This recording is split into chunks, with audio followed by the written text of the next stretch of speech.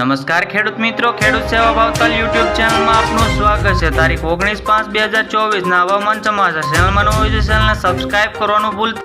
હવામાન નિષ્ણાત આંબાલાલ પટેલે જણાવ્યું છે કે 24 મે સુધી અંદામાન નિકોબાર ટાપુમાં ભારે વરસાદ થશે અને દક્ષિણ પૂર્વીય તટો પર 30 મે સુધીમાં વાવાઝોડું સક્રિય થશે। જે આ ઉપરાંત વાવાઝોડાની પવનની ગતિ તેજ રહેશે તે હવામાન નિષ્ણાત આંબાલાલ પટેલે જણાવ્યું છે અને અરબ સાગર ગરમ રહેશે તે વિશે પણ આગાહી કરતા જણાવ્યું છે। જૂનની શરૂઆતમાં વાવાઝોડું સક્રિય થવાનું રહેશે, જે 8 જૂન સુધી દરમિયાન પવન બદલાવાની શક્યતા રહેશે તેમજ ફૂંકાઈ શકે છે। જે નક્ષત્રમાં વરસાદ થવાની શક્યતા પણ હવામાન નિષ્ણાત આંબાલાલ પટેલે આગાહી કરતા જણાવ્યું છે। જે આંબાલાલ પટેલે 24 મે સુધી વરસાદ થવાની શક્યતા છે અને આંબાલાલ પટેલે વધુમાં જણાવ્યું છે કે 17 થી 28 જૂન દરમિયાન પણ ગાજવીજ સાથે ભારે પવન સાથે વરસાદ થવાની શક્યતા અનુમાન છે।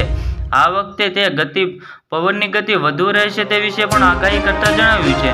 ઓક્ટોબરમાં સારો એવો વરસાદ થશે અને ચોમાસું શરૂ થશે તે હવામાન નિષ્ણાત આંબાલાલ પટેલે આગાહી કરતા જણાવ્યું છે।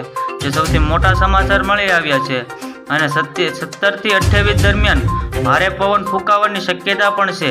હવામાન નિષ્ણાત આંબાલાલ પટેલે જણાવ્યું છે કે મે મહિનાની અંતમાં અને જૂનની શરૂઆતમાં વાવાઝોડું સર્જન થશે અને 25 મે સુધી બંગાળની ખાડીમાં એક વાવાઝોડું સક્રિય થશે, જેની સૌથી વધુ અસર પશ્ચિમ બંગાળમાં થવાની છે।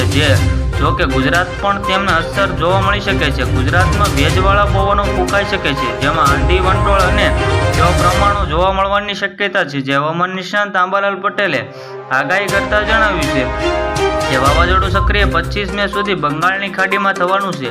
આંબાલાલ પટેલે કહ્યું છે કે 25 મે સુધી 5 જૂન 2024 પછી હવામાન એક પલટો આવશે। જે વાવાઝોડાને કારણે ગુજરાત ફરી કમોસમી વરસાદ થવાની પણ શક્યતા છે। આ સાથે ઉપરાંત અરબ સાગરમાં 10 જૂન એક વાવાઝોડું સક્રિય થશે। જે હવામાન નિષ્ણાત આંબાલાલ પટેલે આગાહી કરતા જણાવ્યું છે।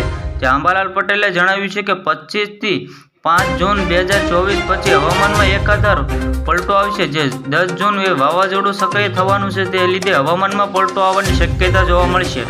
આવી જ રીતે ફરી મળીએ, જોતા રહો ખેડૂત સેવા ભાવતાલ યુટ્યુબ ચેનલ।